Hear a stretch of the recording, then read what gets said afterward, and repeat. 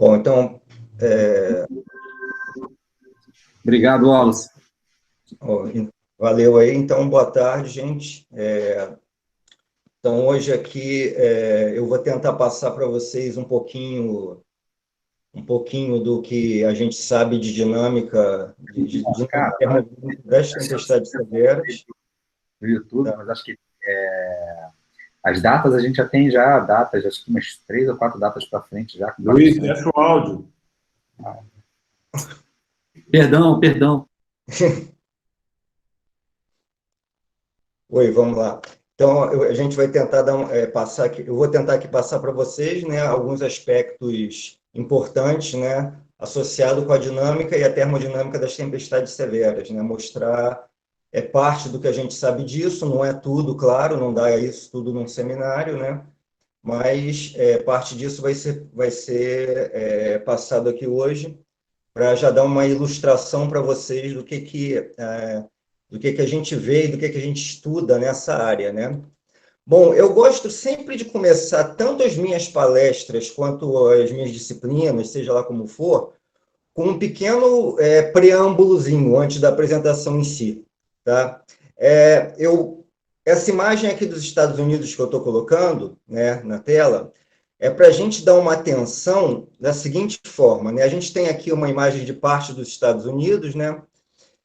Bom, a gente tem aqui um estado, né, que parece uma panela, né? A gente olhando aqui, né, tem até o cabinho da panela e tudo, que é o estado de Oklahoma, tá? Então, o estado de Oklahoma é um dos mais conhecidos e mais famosos pelas tempestades severas, né? Mas tem outros aqui, tem Arkansas, tem... são muitos, não vou ficar aqui citando, né, para não gastar tanto tempo com isso, tá? Mas o que acontece? Oklahoma é um local de grande incidência de tempestades severas, né? E a gente olhando para essa imagem de satélite, a gente vê nuvens e partes de convecção aqui espalhadas, tem uma imagem do visível, tá? A gente vê espalhadas pelo território norte-americano, né? E eu penso, né, quando eu foco nas minhas pesquisas, normalmente eu foco na previsão de tempo, né? Eu gosto muito de tentar avaliar ferramentas que ajudem na previsão, né? Então, o que acontece? A gente pensando em previsão de tempo, uma pessoa que esteja num centro de previsão, né? Vamos supor que a pessoa está fazendo a previsão de tempo e tem uma frente avançando pela Argentina ou pelo Rio Grande do Sul, aqui no caso da América do Sul, né? Então, já há um monitoramento de um sistema que está sendo visto, né? Que já está sendo visto na imagem de satélite, né? E mesmo assim, a gente tem as dificuldades, né? A gente tem que, antes da modelagem numérica, era muito difícil a gente conseguir ter uma certeza tão grande das trajetórias, era tudo muito subjetivo, né? E um sistema já pré-existente tem suas dificuldades para se prever, né? Agora, eu falo isso pelo seguinte, vamos acompanhar aqui a sequência, acho que eu vou deixar grande mesmo, do que acontece nessa imagem aqui que eu deixei na tela. Vou pedir a vocês para dar uma certa atenção aqui para essa parte do cabinho da panela de Oklahoma, tá? Então, aí a gente tem 15 e 15Z de lá, tá? Aqui embaixo na imagem tem mostrando 15 e 15Z de lá, tá? Avançando no tempo, né, Oklahoma são 5 horas de Greenwich, ó, 16 e 15, 16 e 45, 17 e 15, 17 e 45, olha só, não tinha nada ainda aparecendo visualmente. Eis que 19 e 15, né, ou seja, 14 e 15 lá, 14 e 15 hora local lá, começa a aparecer um pequeno fiozinho aqui, né, que dá para a gente ver que só com muita boa vontade para enxergar, né? Porque como eu já sei o que vai acontecer, eu estou dizendo, mas é difícil de já identificar. Mas aí, nesse meio tempo, ó, 19h45, 20h15, 20h45, 21h15, 21h45, 22h15. Olha aquilo que não tinha nada no momento anterior, aonde no que foi se transformar, né? Numa grande linha de instabilidade, né, com uma energia, né, e uma capacidade de formação de eventos severos muito grandes, né? Muitos CBs formados num local onde a gente não via nada anteriormente. Tem um zoom dessa imagem aqui, ó, o Cabo de Oklahoma. Mais uma vez, vou passar rapidinho para vocês, ó. Em poucas horas, né, em questão de menos de 5 horas, o sistema evoluiu para isso. Tá? Então, eu chamo atenção para uma coisa. Se a gente já tem nossas dificuldades para prever sistemas que a gente já está monitorando, né, por imagem de satélite, né, alguma ferramenta do tipo, né, imagina um sistema que forma assim, né, praticamente, entre aspas, do nada, né, aparece. Né, esse sistema apareceu nesse local sem a gente estar vendo ele vindo de algum outro local, ele simplesmente surgiu aqui. Tá? Bom, para não dizer que eu estou falando só de Estados Unidos, isso aqui é algo que acontece no Brasil também. Derem uma focadinha aqui no estado de São Paulo, né, nessa sequência de imagens, né, a gente vai ver que o estado de São Paulo, né, aconteceu a passagem de uma frente que já estava começando a se fragmentar, a perder definição, né, perder força, ela já estava no Rio, e o tempo em São Paulo estava aos poucos limpando, né? Até que na tarde daquele mesmo dia, aí a gente tem 16:45Z, 17:15, 17:45, 19:15, 19:45. Olha como em poucas horas, né, um local onde a gente não tinha nada de convecção profunda, estoura diversos sistemas de tempestade, né, e estão atuando de forma relevante em São Paulo. Esse caso foi muito significativo. A gente teve um caso de wall cloud, né, que a gente chama de pedestal ou nuvem-parede, associado normalmente a supercélulas. Tá? A gente teve granizo de 30 centímetros de altura no chão. Né? Então, é um sistema de formação muito rápida. Né? Então, eu estou querendo enfatizar a dificuldade que se tem, né, para prever sistemas de formação tão rápida que formaram do nada, né?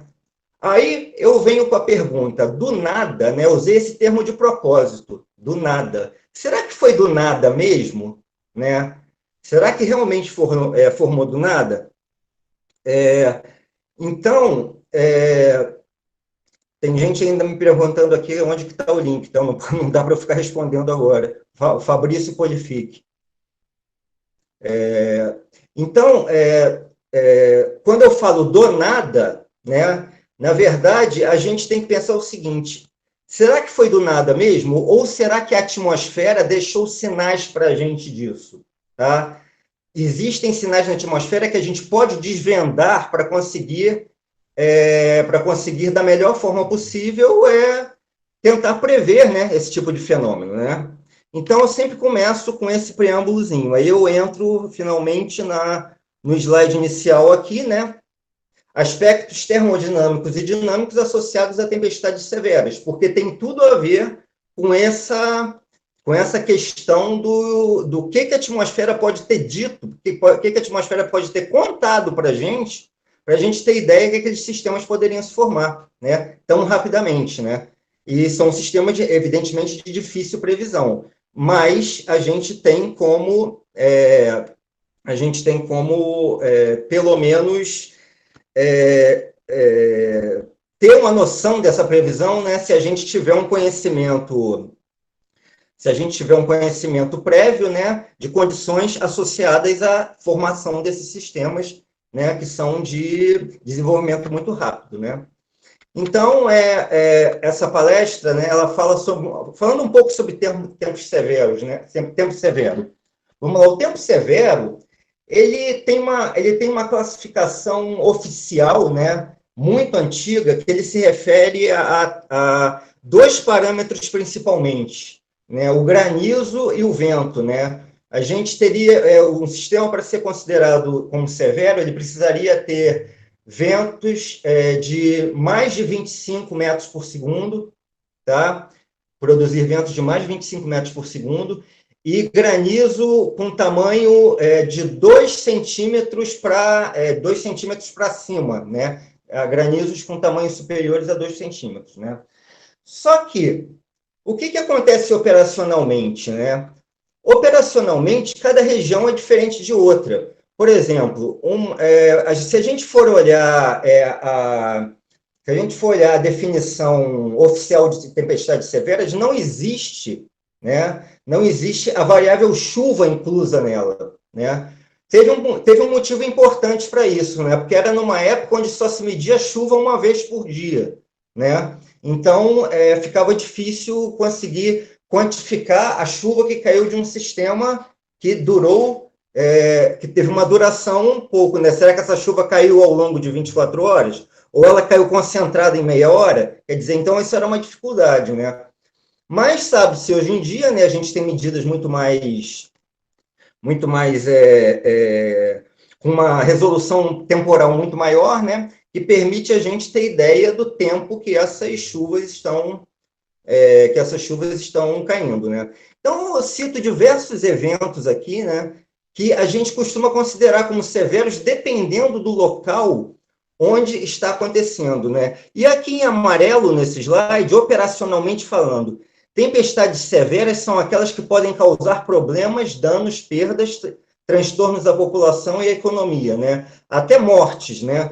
Então, na verdade, operacionalmente, o que o meteorologista tem que tratar é isso. Cada lugar tem a sua realidade, né? O centro regional é muito importante nisso, porque uma chuva que pode alagar o Rio de Janeiro pode cair em Brasília e não produzir efeito danoso nenhum, né? Então, é difícil você quantificar, né?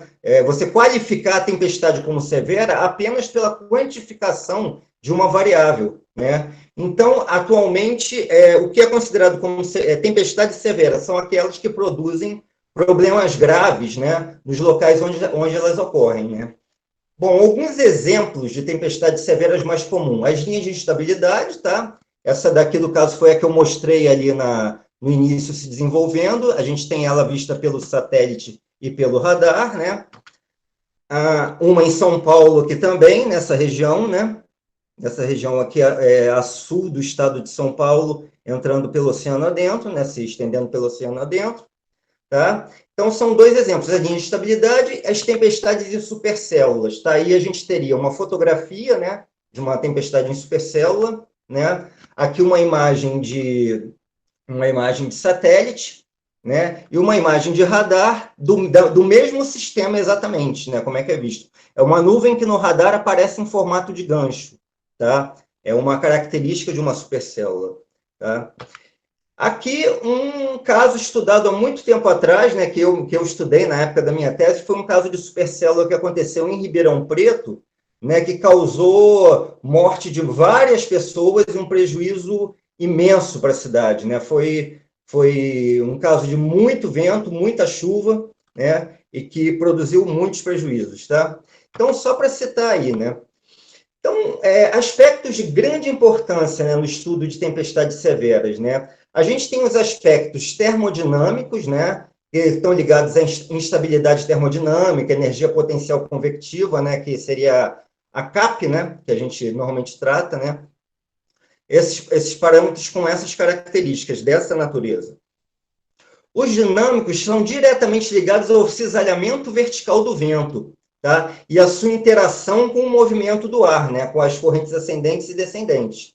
Tá? Então, o cisalhamento do vento, interagindo com as correntes ascendentes e descendentes, ele vai também provocar uma maior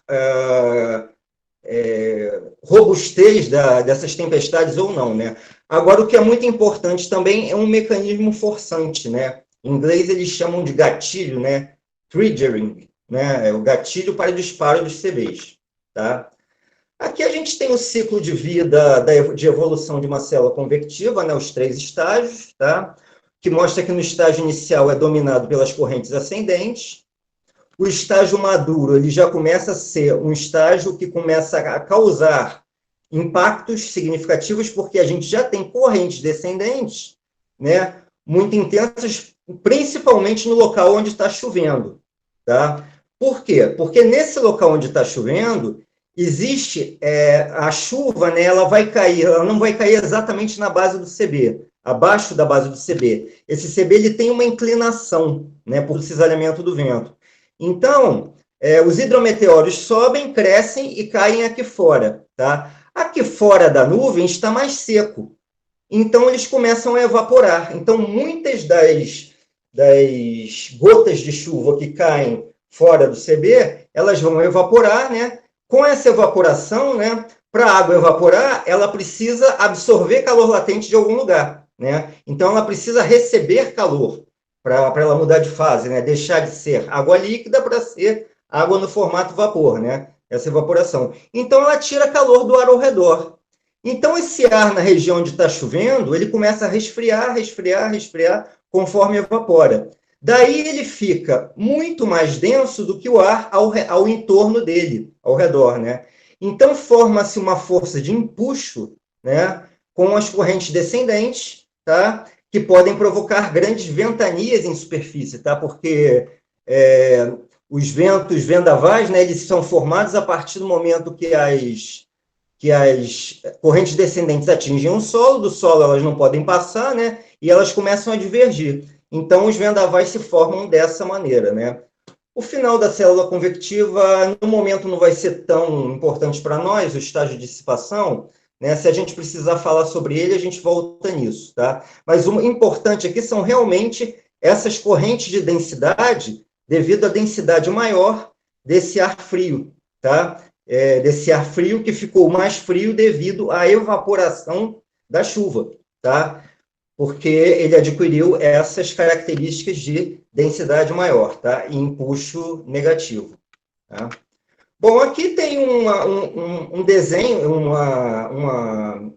um esquema mostrando isso, né? Correntes descendentes, né? Chegam à superfície e elas vão encontrar em superfície um ar mais quente e úmido, né? Que já estava lá em superfície. Então, o que elas fazem? Elas contribuem para o ar quente, esse ar frio que desceu, né? Contribui para gerar, né, a subida do ar quente e úmido, tá? E a formação de novas nuvens, tá? Então, isso é uma característica de tempestades multicelulares, linhas de instabilidade, tá? O ar mais frio desce, encontra o ar mais quente, o ar mais quente sobe essa rampa, né, de ar frio que desceu, né, e acaba formando novos elementos da tempestade, novos CBs, tá? Então, isso é um processo comum nas tempestades multicelulares, tá? Bom, vamos lá. Os tipos de ambientes, né, os tipos de tempestades convectivas mais comuns, né, são as tempestades no padrão single cell, né, ou CB individual, né, as tempestades multicelulares, tá, que são diversas tempestades, diversas correntes ascendentes, e as supercélulas, né, em que as correntes descendentes, ao invés de formar novas nuvens CBs, elas vão alimentar a mesma célula que já existia. Então, dessa forma, o que vai acontecer é que a gente vai ter um CB que vai durar muito tempo, tá? Ele vai ter uma característica completamente diferente de qualquer outro tipo de nuvem CB, né? As supercélulas, elas têm a vida longa, tá? Porque elas são retroalimentadas com o passar do tempo, né? Enquanto as condições ambientais são favoráveis, tá? Bom, para a formação de uma nuvem convectiva, a gente pensa logo no elemento mínimo de uma tempestade, né? Que, no caso, é uma célula convectiva, uma célula de convecção úmida, né? Uma nuvem CB, sendo mais direto, tá? Então, a gente pensa num termo que a gente chama de produção de corrente ascendente, DWDT, que nada mais é que a aceleração na vertical, né? Então, ele depende de dois termos, principalmente. A força do gradiente vertical da pressão, tá? E a flutuabilidade, tá? A flutuabilidade vem dessa questão que eu falei para vocês, né? Do ar ser mais frio ou mais quente que o ar ao entorno, tá? Então, a flutuabilidade, se a nossa parcela de ar é mais quente que o ambiente ao redor, ela vai querer subir, certo? E ajudar a formação da nuvem CB, tá? Então, essa seria a questão da flutuabilidade. Enquanto no exemplo que eu mostrei para vocês, ela estava ficando mais fria e descendo, tá? Então, depende do processo que vai acontecer. Num processo de condensação, né, a flutuabilidade fica positiva, né? E a gente tem movimentos verticais ascendentes, tá legal? Então, tudo deriva desses dois termos aí, né? É um grande balanço entre esses dois termos, né? Que vai ficar... em que alguns casos eles se somam, né? E vão produzir as tempestades mais intensas que podem acontecer, tá? Então, os índices meteorológicos para análise e previsão, eles exploram esses dois termos apresentados acima, certo? A flutuabilidade, né, a parte termodinâmica, e a parte dinâmica, né? Então, a flutuabilidade, ela dá origem aos parâmetros termodinâmicos, tá? Então, o que a gente vai começar a explorar antes, né? Que parâmetros termodinâmicos são mais relevantes, né? Tem uma série deles aí, CAP, SIN, altura do NCE. Eu vou optar por ir falando deles um de cada vez, tá? Conforme for aparecendo. Por quê? Porque eu escolhi, no caso, um caso de tempestade nos Estados Unidos em que aconteceram 40 tornados, né, para mostrar cada um dos mecanismos, tá? E mostrando cada um dos mecanismos. Então, eu coloco aqui uma sondagem que ela vai resumir, tá, condições favoráveis a tempestades, tá, com severidade, com ventos fortes, né, que a gente chama de ventos convectivos, né, aqueles ventos que são dependentes do ar das correntes descendentes, tá? É o vento que não é sinótico, a gente chama de vento convectivo, tá? Então, eles descem devido a uma flutuabilidade maior, tá? Então, precisa-se, para a formação de grandes tempestades, né, uma energia potencial disponível alta, né, a CAP, né, juntamente com muita umidade em baixos níveis, né, uma disponibilidade de vapor d'água grande em baixos níveis, que é dado aqui pela variável TD, né, ou pela razão de mistura do vapor, né, aí a gente pode trabalhar com a que melhor convir para a gente, né. E essa porção aqui que eu pintei de laranja, né, a chureada de laranja, que é, no caso, a CAP, né, uma grande energia disponível, que é a região onde a minha parcela de ar, que está em ascensão, ela tem uma temperatura superior à temperatura que o ambiente está. Então, essa parcela pode subir livremente, tá? Sem precisar de alguma forçante para induzi-la para cima, né? Ela, a partir do momento que ela fica mais quente do que o ambiente, que ela ultrapassa um nível onde ela fica mais quente que o ambiente, eu não preciso mais ajudar a parcela a subir, ela vai subir sozinha, porque ela cria um impulso positivo, tá? E isso vai ser muito ligado àquele mecanismo do DWDT, né? A produção de corrente ascendente, correto? Bom, outra questão que é favorável às tempestades severas é uma camada de ar seco nos níveis médios, né? Entre os níveis baixos e médios, né? Imediatamente acima da camada úmida, tá? A gente precisa ter uma camada úmida em baixos níveis, imediatamente acima da camada úmida, a gente precisa de uma camada seca. Para que essa camada seca para as grandes tempestades, né? Exatamente por aquilo que eu falei, né? Porque uma camada seca, ela tem um potencial de evaporação muito maior, né? É a mesma coisa que você botar a roupa para secar num dia que está o tempo fechado, chuvoso, né? Mesmo que seja dentro de casa, numa pequena cordinha dentro de casa que você bote para secar, né? E num dia que está céu limpo, né? O ambiente mais seco. Vai secar muito mais rápido num dia que tiver céu limpo, né? O ar mais seco, né? Então, o ar mais seco, mais subsaturado, ele evapora muito mais gotas. Se você evapora muito mais gotas, você resfria muito mais esse ar em níveis médios e, consequentemente, né, a corrente descendente vai ser mais intensa. E os ventos também vão ser mais intensos, né? Então, ela pode produzir por evaporação, né, correntes descendentes capazes de gerar os redesenvolvimentos dos CBs e sustentar a tempestade, correto? Então, sustentar a tempestade que eu estou me referindo é que um CB vai decaindo, mas a descendente dele vai forçar o ar a subir, tá? E produzir uma CB nova, tá? O CB não é o mesmo, mas, por exemplo, a tempestade é a mesma. A gente tem uma linha de estabilidade que, ao longo do tempo, os CBs dela vão variando, tá? Um decai, nasce um novo, outro decai, nasce outro novo, tá? Enquanto esse mecanismo estiver acontecendo, né? Isso é para sempre? Não, claro que não é para sempre, né? Isso vai acontecer enquanto o ambiente tiver características que ajudem, né? Que são essas características que a gente está apresentando e vai apresentar mais, tá? E uma inversão térmica em baixos níveis, que é um mecanismo inibidor, tá? Essa é para dar susto em todo mundo. Por que eu vou ter um mecanismo inibidor de convecção ajudando as tempestades mais severas, né? Deixa isso na curiosidade um pouquinho, que daqui a pouco, mais para frente, eu vou falar. Tá legal? Bom, uma configuração sinótica, ela pode influir na termodinâmica. Por exemplo, a gente está vendo aqui que é exatamente para aquele caso também dos Estados Unidos, né? A grande fonte de umidade deles está a sul, que é o Golfo do México.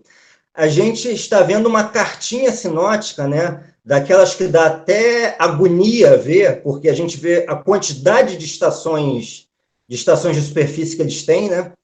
A gente fica, meu Deus, né? Eu queria isso, né? Aqui no Brasil, para a gente poder ter uma consistência, né? Então a gente olha isso aqui e fica com agonia, né? Uma densidade tão grande de estações que eles têm, né? É a mesonete deles, né? Eles têm muitas estações com dados, né? Os númerozinhos em verde são as temperaturas do ponto de orvalho. Não se assustem, está em grau Fahrenheit, tá legal? Está em grau Fahrenheit, por isso que elas estão grandonas assim. Eu só consegui essa carta com graus Fahrenheit. O importante é ver a diferença. Olha só, a gente tem aqui um escoamento de sul, tá? Que está vindo do Golfo do México, né? Que está mais a sul. E aqui a gente tem um escoamento de noroeste, tá? De noroeste. E esses dois escoamentos estão se encontrando aqui no meio do caminho, tá? Esse escoamento de sul, olha as TDs, né, as temperaturas do ponto de orvalho, que representam a umidade para a gente, né? Quanto maior o TD, mais úmido está o ar, né? Olha só a diferença. A gente tem desse ar que está vindo de sul, 75, 70, 70, 68, 66, 66, 70, 61, né? Isso é o ar que está vindo de sul para norte. E o ar que está vindo de noroeste, olha as temperaturas do ponto de orvalho. 43, 46, 46, 48, 41, né? Tem caso aqui onde aparece até 39. Então, para ver a diferença de umidade que tem, né? Aqui está na faixa de 60 e poucos a 70 graus Fahrenheit. Aqui, essa outra massa aqui, está na faixa entre 40 e poucos graus Fahrenheit, né? Então, tem uma diferença de quase 30 graus Fahrenheit entre essa massa que tem aqui e essa massa daqui. Quer dizer, uma massa muito úmida e uma massa muito seca. E elas estão colidindo. Bem na fronteira delas, né, no local de colisão, as coisas, entre aspas, vão começar a acontecer. Ar úmido subindo, ar seco descendo na fronteira. Adivinha onde a linha formou? Exatamente no local da fronteira entre o ar úmido e o ar seco. Tá? Bom, como eu falei para vocês, eu escolhi um caso dos Estados Unidos para mostrar, né, nessa primeira parte, né, em que houve 40 tornados acontecendo entre Oklahoma e o Arkansas. Tá? Então, entre o estado de Oklahoma e o estado do Arkansas, houve 40 tornados acontecendo e as tempestades ficaram mais confinadas nessa região. Eu botei esse quadrado vermelho aqui para chamar atenção. Vamos dar uma olhadinha no que aconteceu com o tempo, no tempo, né? Aí era 12h40 TMG, né, do dia 10/5/2008, tá? 10 de maio. Com o tempo, dando atenção para aquela região, isso aí é um mosaico de radares, né? Também, que eu esqueci de falar, é um mosaico de radares. Né? Então, a gente tem aqui, aos poucos, olha, começa a surgir essa linha de tempestades aqui e esse outro pedacinho aqui. E eles começam a realmente se desenvolver, né? Numa escala tão grande, a gente nem consegue ver que está tão forte, mas as células convectivas estavam muito intensas, né? A gente consegue ver onde está vermelhão aqui, significa convecção muito profunda, né? E com grande potencial para causar eventos destrutivos, tá? Então, aqui eu botei um zoom na área, né? Entre 22,40 e 23,40 TMG, tá? Do local, né? 22,40 menos 5, 17,40, né? 17, 18, 19, 20, 21, 22, isso. 17,40 e 18,40, tá? Ou seja, no final da tarde, lá da região de Oklahoma, tá? Então, a gente tem diversos parâmetros termodinâmicos relevantes, né? Oferta de umidade, né? A gente pode usar umidade específica, razão de mistura, né? A CAP, a CINE, a altura do NCE. Vamos falar aos poucos. O primeiro que a gente vai falar é da oferta de umidade. O verdão aqui, escuro, é onde está mais úmido. Esses campos são de razão de mistura do vapor, tá? Umidade em RV e convergência de umidade são as linhas vermelhas, tá? Então, a umidade em si é o verde, tá? A gente vê que no estado de Oklahoma estava com 10 gramas por quilograma, é baixíssimo, tá? As 0 TMG daquele dia, né? E aqui na região do Golfo do México estava com valores acima de 16, tá? O que foi acontecendo ao longo do dia, né? Aí era 0. Botei aí para destacar a região, né? 0. 3, 6. Comecem a perceber que o vento aqui começou a adquirir componente sul, né? Então, ele vai começar a ficar de sul para norte. E olha o que ele vai fazer com esse ar úmido. 12, 15, 17, 18, 20. Olha o que a gente tem aqui, né? E 21. Olha o que a gente tem aqui. Aquele valor de acima de 16 veio parar aqui em Oklahoma, né? Se a gente for rever a animação um pouquinho mais rápido, então foi levado, né? A condição sinótica levou o ar mais úmido para Oklahoma, e essa região ficou muito propensa a tempestades. E aqui, graças àquele escoamento, né, convergente entre o escoamento de sul e o escoamento de noroeste, formou uma região de convergência de umidade, tá? Num local bem próximo aonde as primeiras tempestades começaram a formar, né? Que foi, nesse caso aqui, dos 40 tornados, foi no oeste de Oklahoma, tá? Então, a gente tem aqui a umidade e a oferta de umidade. A oferta de umidade e a convergência de umidade em linhas vermelhas, tá? Então, a gente tem aí, botei aí um traço separador entre uma massa quente e uma massa fria, e a gente tem um grande gradiente de umidade. Essa seta preta seria um gradiente de umidade, né? O gradiente aponta os locais onde a gente tem os maiores valores da variável, tá? Então, um fortíssimo gradiente de umidade, com uma linha separadora, né? Onde, muito bruscamente, a umidade muda, tá? Então, esse seria o gradiente de umidade, tá? Seria a seta preta, tá legal?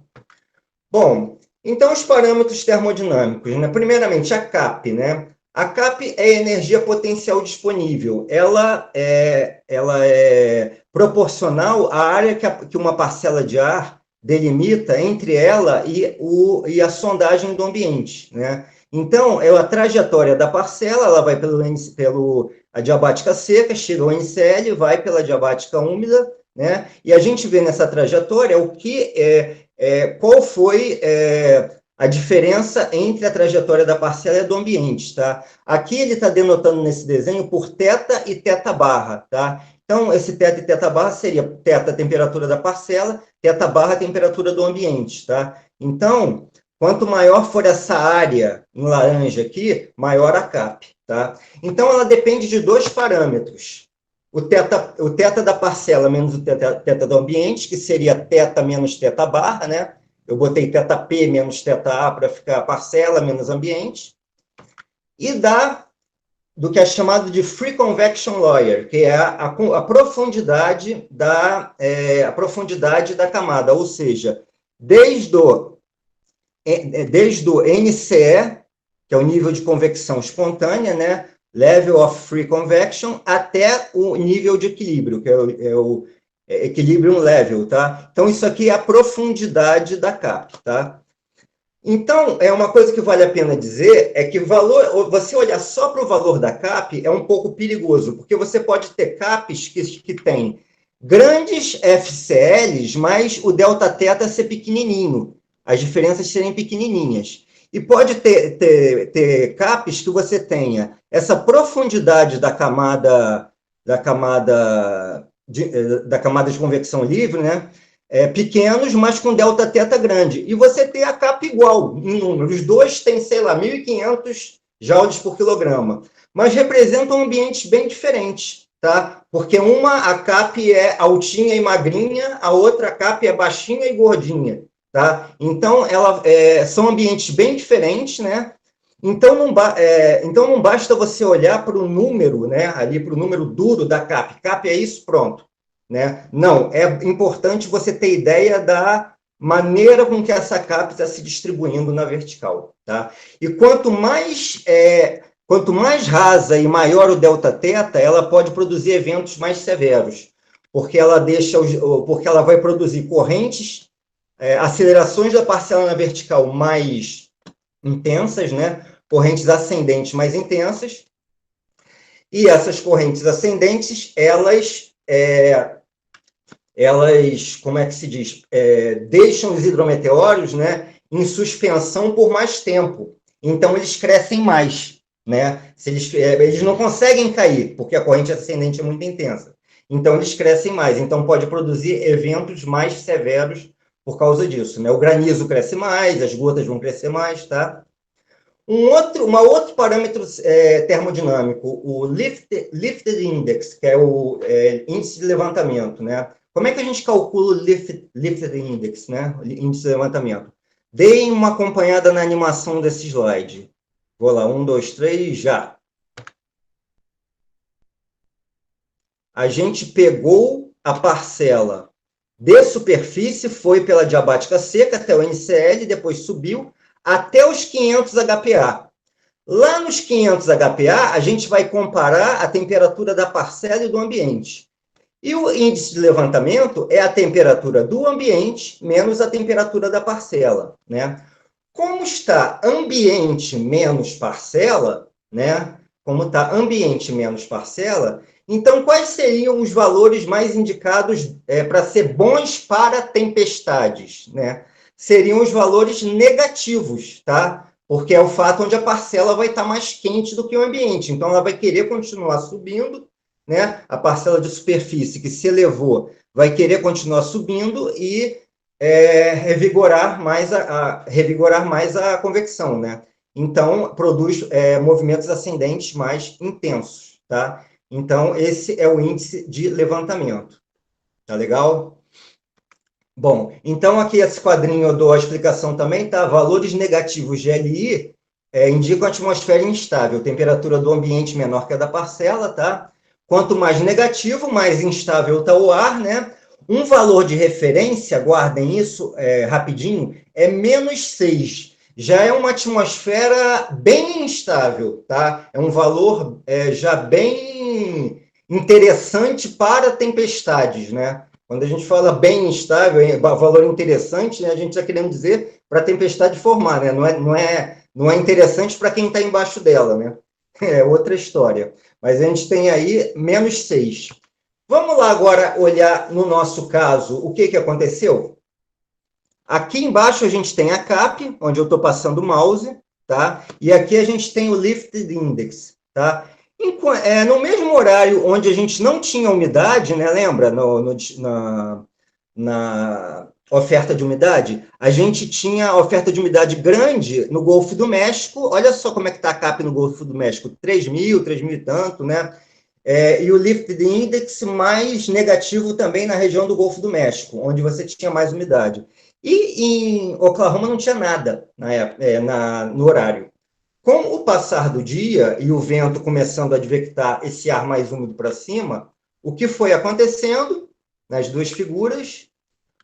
O ar mais instável começou a ser advectado para cima. Então, ele chegou na região de interesse.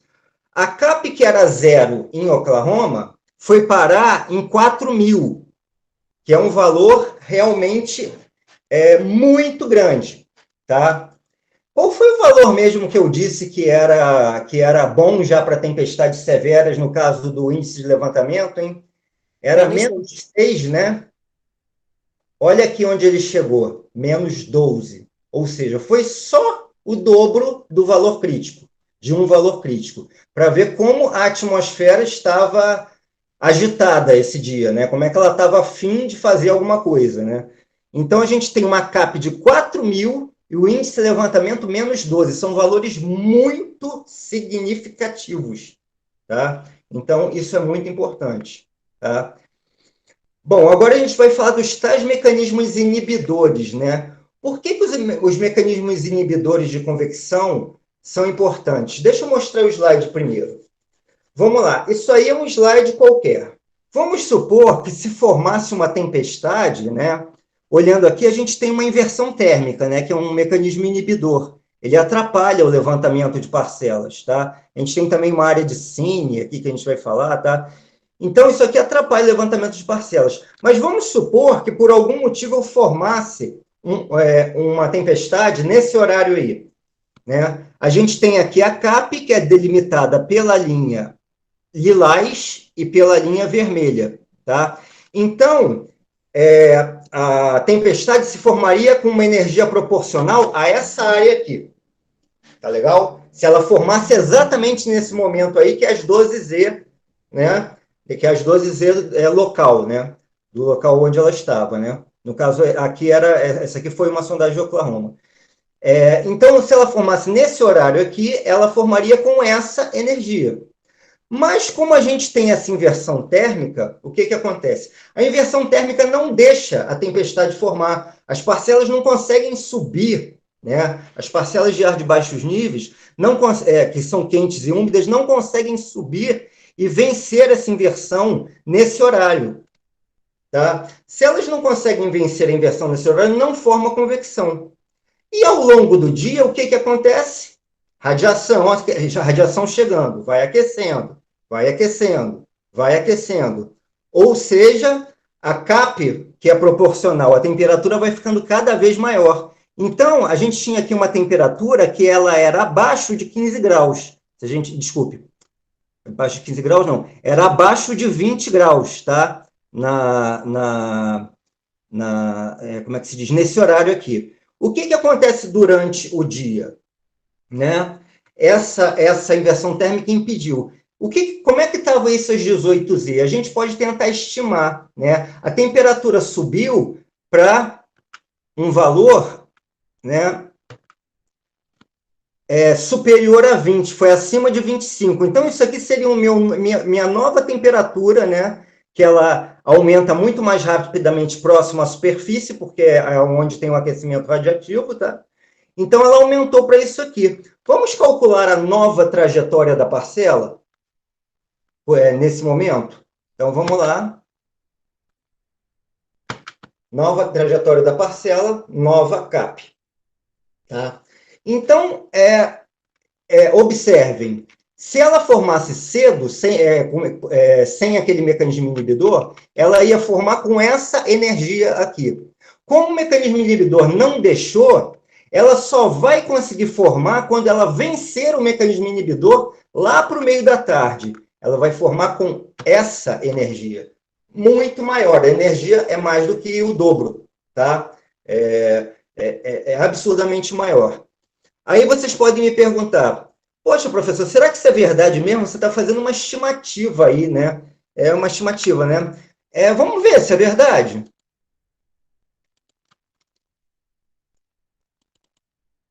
Vou usar exatamente essa sondagem aqui para mostrar a vocês. Vamos lá, essa daqui era a sondagem das 0, tá? Tá aqui, sondagem das 12. É a mesma sondagem, olha lá, que eu mostrei para vocês com o mecanismo inibidor, tá? Com a inversão térmica aqui atrapalhando.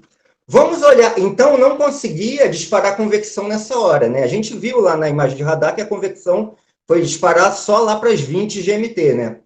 Então, olha só o que aconteceu na verdade, porque lá eles, em dias propensos a tempestades, eles têm sondagem das 18 TMG. Olha o que a sondagem real das 18 TMG tinha. Está aqui. Tá? Então, isso aqui foi o que aconteceu na realidade, ou seja, é muito próximo ao que a gente estimou lá no meu slide, ou seja, eu não estava contando uma mentirinha para vocês, eu estava mostrando realmente o que aconteceu, né? Mas eu quis mostrar daquela forma para ficar um pouquinho mais didático e também para mostrar que a gente pode fazer aquilo operacionalmente, né? Tem softwares como o Haob, o Genpack, o Leads, né, que esses centros de previsão usam, né? Que eles, com essa história da mesoscala se desenvolver, eles começaram a aplicar isso, né? Eles pegam aqui a temperatura de superfície que está num determinado horário e eles clicam o mouse nela e trazem ela para cá, para o valor que é a temperatura máxima prevista durante o dia. Por quê? O que acontece, né? Você pode falar, ué, mas e se eu tivesse a sondagem das 18Z? Bom, a sondagem das 18Z pode ajudar no nowcasting, tá? Mas a sondagem das 18Z, para o cara que quer dar a previsão na parte da manhã, né? Normalmente o teu chefe lá na parte da manhã vai estar batendo lá no teu ombro. E aí, cara, qual é a previsão?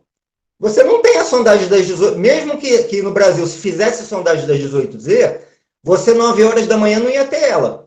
Então, você ia ter que se virar, você não teria esse produto de qualquer maneira, tá? Então, uma das maneiras que pode se fazer é tentar aplicar, né? Tentar aplicar esse método, né? Que ele é proposto até pelo Doswell, ele é proposto pelo Doswell em 2001. Você aplicar a temperatura máxima prevista, né? Na sondagem e verificar que até que energia poderia ir, né? Então, aí está a nova trajetória da parcela, tá? Então, lá ele mostra que aí a CAP era de 958, a CAP era de 958 nesse momento, tá? A CAP, naquele momento final, né, quando ela aumenta, ela já era de 2.546, tá? Entre 12 e 18. Por isso, meteorologistas operacionais, prestem atenção. Se vocês têm de manhã CAP 0, pelo amor de Deus, não saiam já. Beleza, tá estável, não vai acontecer nada. Não. Você tem que tomar muito cuidado, porque dependendo das condições ambientais, se você tiver céu limpo, essa CAP pode aumentar muito ao longo do dia, certo? E ela aumentando muito ao longo do dia, você pode cair do cavalo, né? Você diz, não tem potencial para formação de nada, né? Potencial não tem naquele horário, mas às 3 da tarde vai ter, entendeu? Então, você precisa ter uma ideia de como estaria, né, a instabilidade atmosférica e a energia disponível, né, no final da tarde, que seria essa história aqui. Tá? Então, o mecanismo inibidor, ele impede a tempestade formar com uma energia menor e só deixa ela formar quando ela tem uma energia maior. Tá? Quando ela tem uma energia maior. Tá? Alguns mecanismos inibidores. A CINE, que é a Convective Inhibition Energy. As inversões térmicas, né, que foi uma daquelas que eu mostrei. Inversão térmica é quando a temperatura sobe com a altura, né? E a altura do NCE, né, que é o nível de convecção espontânea. Né? Se o NCE for muito alto, a parcela é mais difícil da parcela de ar chegar até ele. Se ele for mais baixinho, tipo numa sondagem típica amazônica, ele chega fácil no NCE. Né? Se ele for muito alto, já é mais difícil. Por exemplo, nesse exemplo aqui, o NCE estava lá em 700 HPA, 3.000 metros de altura. Para chegar a um NCE desse, você precisaria de uma forçante brutal para carregar as parcelas até esse nível. Depois desse aumento da temperatura durante o dia, o teu NCE caiu, né, para menos de 2.000 metros, tá? Para 1.000 e poucos metros. Aí já é uma coisa muito mais fácil de ser vencida, tá? Então, tudo isso vai corroborar para facilidade, né?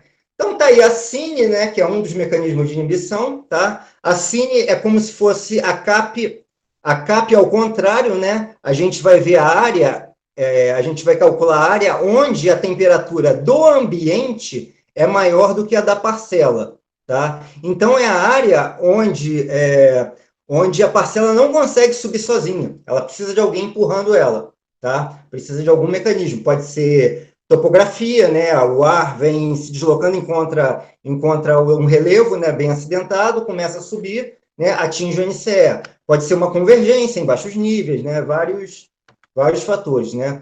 Inversão térmica, ela pode segurar também, né, inclusive a inversão térmica e a CINE, elas se complementam, né, para dizer a verdade, elas estão ligadas uma com a outra, e a altura do NCE, a altura do NCE, como eu falei. E o que é feito operacionalmente, né? Wallace, Oi.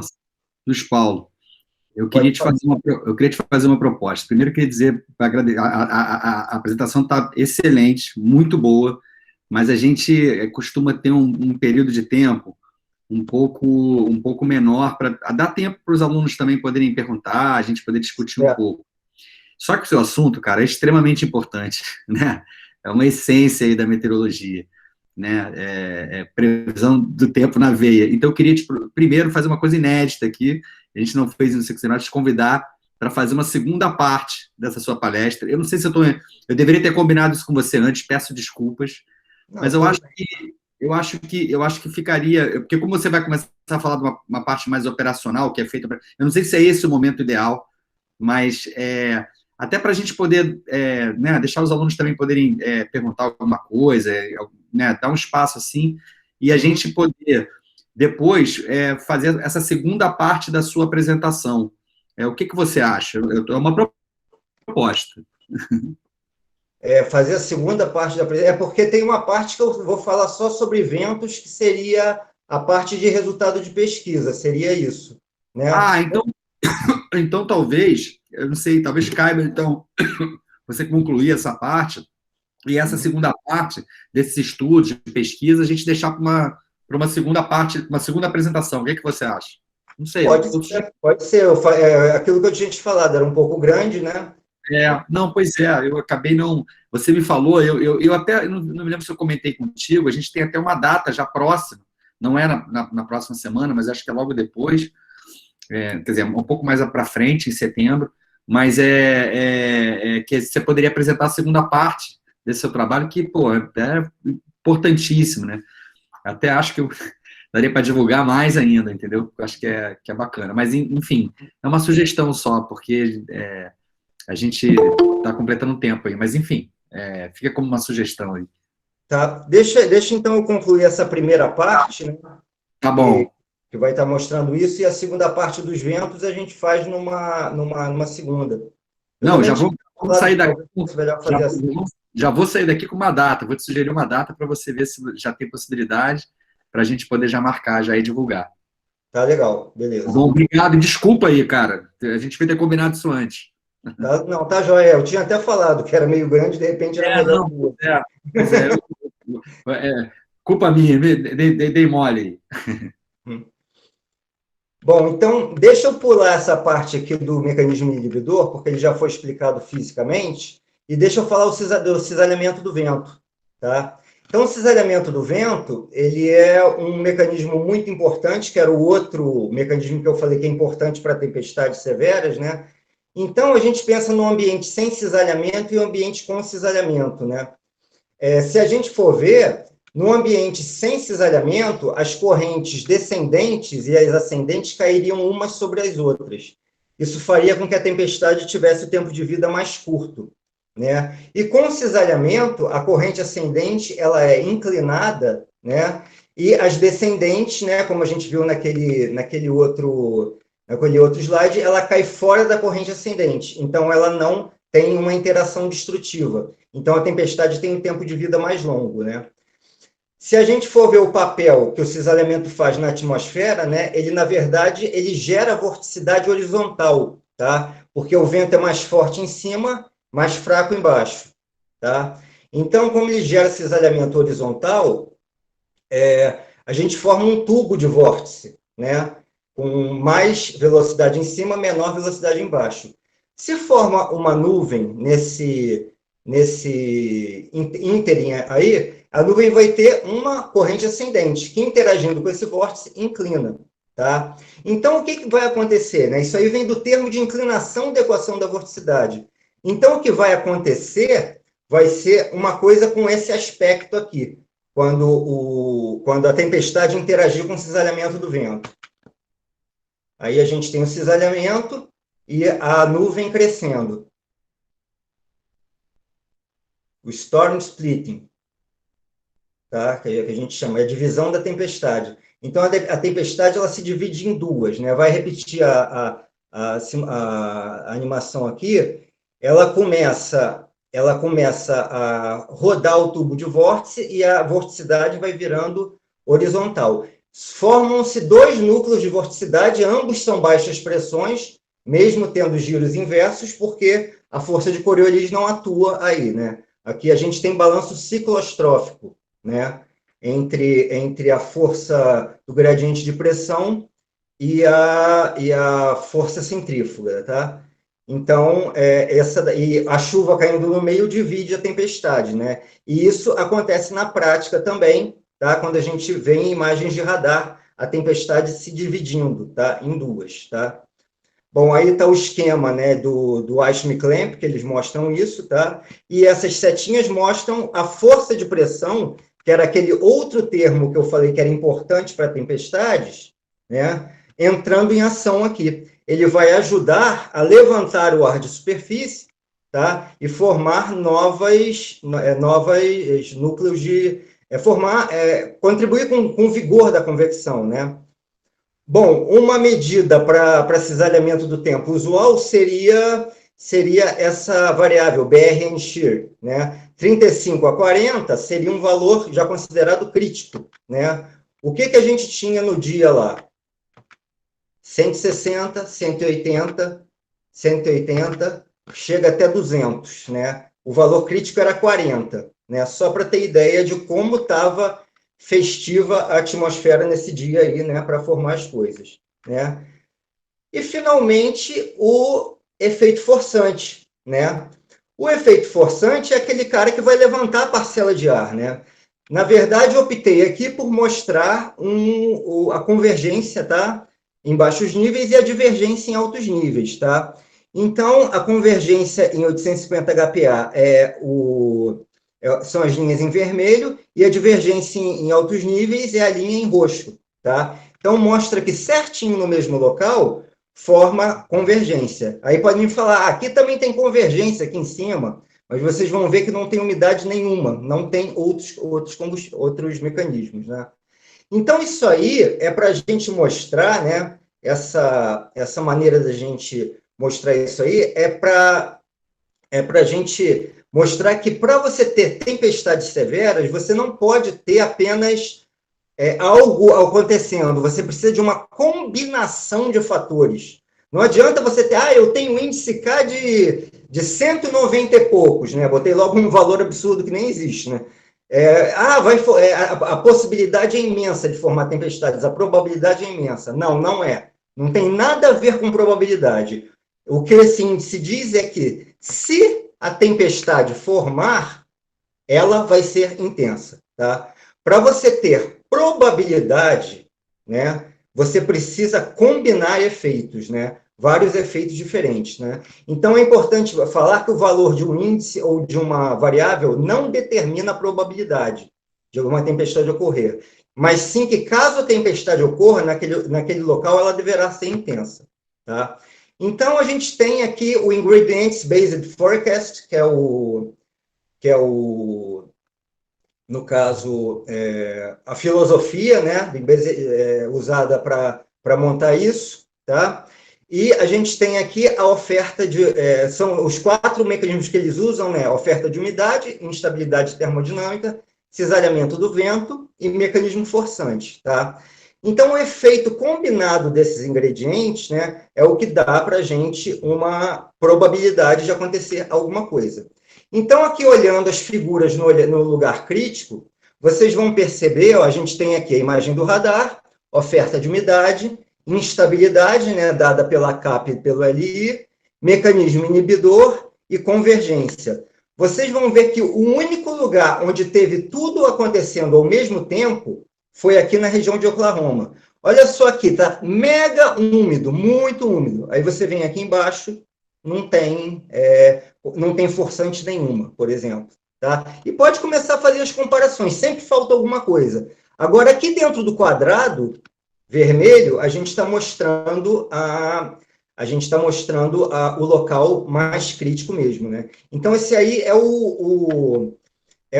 a filosofia dessa parte da palestra, que seria a questão do efeito combinado, né? Só para mostrar isso aí, tá? Eu queria, só para encerrar, mostrar um casinho para o Rio de Janeiro, que dura 5 minutos, tá? E a gente fecha só, né? Para ver como é que uma daquelas questões da termodinâmica, sem nem usar modelagem, funciona. 2 casos de tempestade no Rio de Janeiro, um caso que teve vida longa e outro caso que teve vida curta, tá?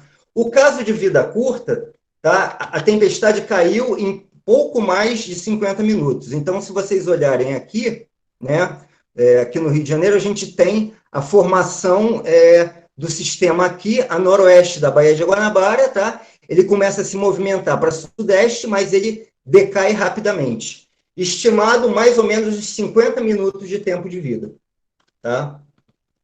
Bom, menos de uma semana depois, aconteceu outro muito parecido. Também formou a noroeste da Baía de Guanabara, tá? Começou formando lá, só que esse se organizou melhor e entrou oceano adentro. E a gente vê aqui que o sistema vai levar até algumas horas, tá? Ele começa aqui e ele se organiza em forma de linha e vem oceano adentro, tá? Sem usar modelagem, sem usar nada, usando só as nossas ferramentas de observação. Sondagem atmosférica.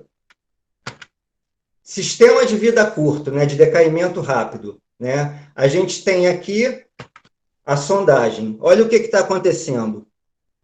Linha de T e TD juntinhas, quase no perfil inteiro da tempestade, tá? Então, você não tem aquela camada seca boa para evaporar as gotas, tá? Então, faltou aquele elemento que evapora as gotas e permite as correntes descendentes, tá? Então, nesse caso aqui, não estava com cara de evaporação de gotas, né? Não é uma sondagem com cara de tempestade de vida longa, tá legal?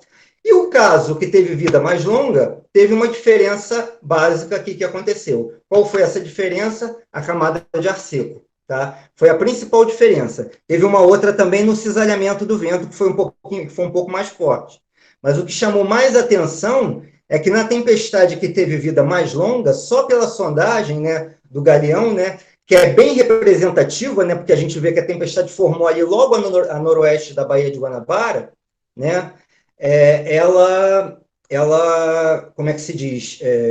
Está bem representada pela sondagem, né? Então, aqui a gente tem um caso que não é bom para tempestades de longa duração, tá? Porque é um caso onde você não tem muita evaporação acontecendo das gotas que estão em precipitação, e aqui você já tem uma evaporação um pouco maior, porque a gente tem uma camada de ar seco logo acima dos baixos níveis, tá? Esse ar seco contribui, tá? Então, isso corrobora lá com aquilo que a gente falou, né, mais para frente na questão física da tempestade, né? Então, tem aqui para o Rio de Janeiro, apesar da gente não ter os fatores tão ligados para isso, né, a gente tem isso aí, tá? E via modelagem numérica, a gente pode ver várias coisas, né, que podem ser apresentadas em tempestade, né? As correntes descendentes, elas podem formar o que a gente chama de piscina de ar frio também, que é um um elemento interessante, né? Ou seja, você traz o ar frio para a superfície pelas correntes descendentes, olha aqui, né? Aqui em amarelinho é o ar mais frio, né? As cores são a temperatura, tá? E as isolinhas são, no caso, o escoamento, né? O escoamento trazendo o ar mais frio, né?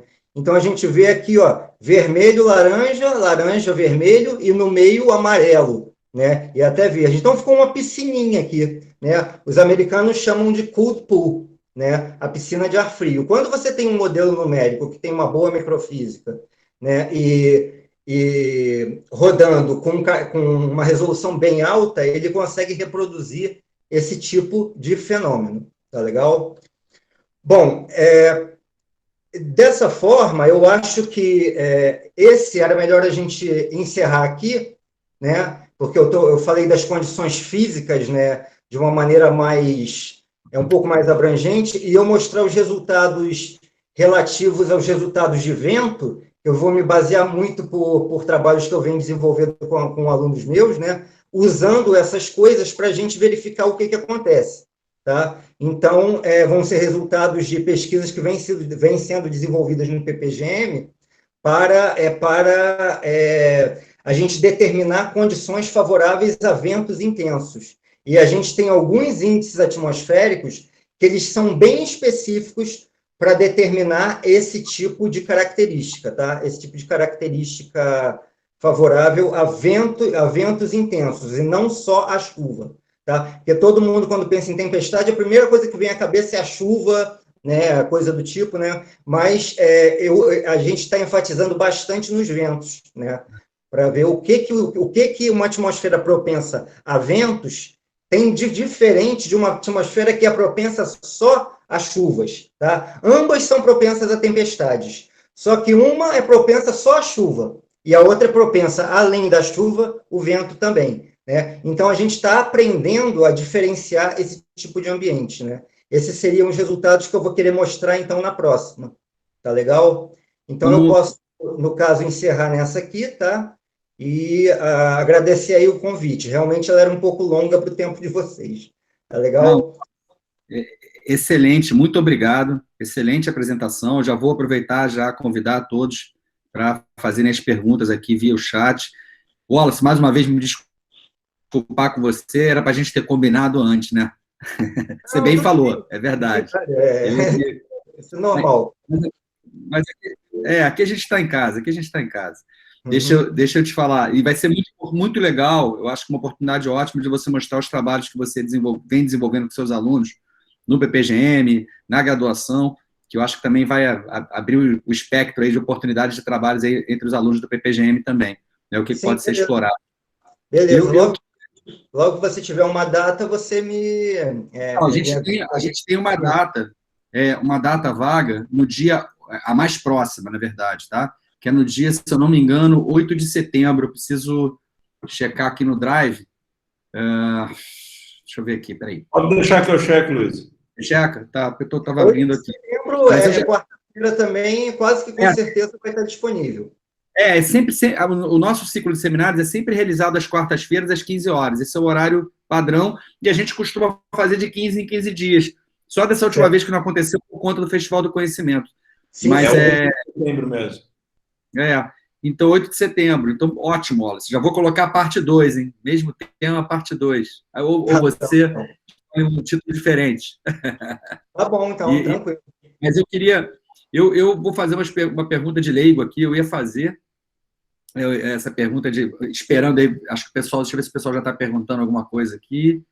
Ainda não. Vou fazer uma pergunta, então? Faz você, depois eu faço. Wallace, primeiramente eu queria te parabenizar pela excelente apresentação, né? Muito bacana, né? E vai ser muito legal a gente poder continuar essa apresentação aí como a parte 2, que eu tenho certeza que você vai ter um monte de resultado para mostrar.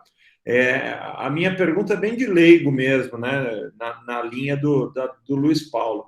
Eu lembro, assim, quando eu era aluno de mestrado ainda, um tempinho atrás, que a gente estava lá no canal de São Sebastião, né, no meio de uma regata, e entrou...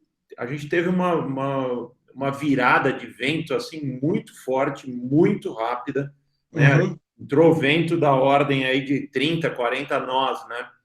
Nossa. E foi muito rápido. E aí eu queria saber o que define a velocidade dessas tempestades severas, assim, o quão rápido que ela entra. Tem uma questão orográfica associada? A velocidade da tempestade severa, né? A velocidade, ela normalmente ela é definida por 2 parâmetros, tá?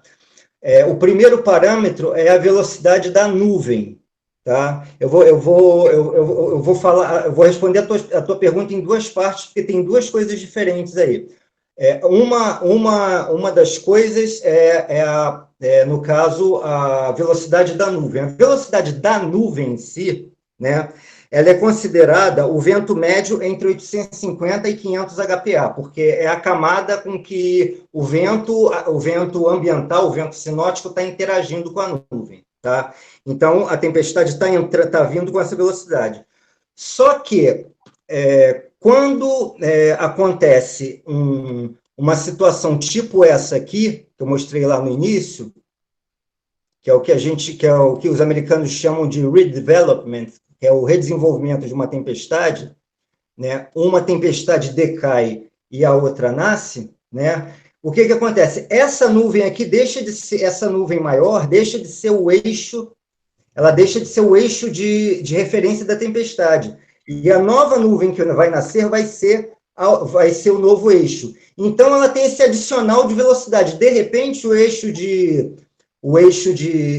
referência da tempestade deixou de ser esse e pula para esse. Tá? Então, por isso que vem a velocidade, porque além da velocidade que a nuvem já está vindo devido ao vento, uma nuvem está decaindo e já está aparecendo outra. Né? Então, você já tem essa outra nuvem aparecendo e ela já vai, em breve, ter a sua frente de rajada. Tá? A frente de rajada no caso, justamente aquela questão, né, de quando o ar desce, né, e ele encontra o chão, vai ter que divergir, né, então ele vai formar uma superfície frontal em escala convectiva, tá? É um ar frio saindo da nuvem, com um ar quente encontrando com a nuvem. Então, a gente tem aqui uma superfície frontal, e ela é caracterizada por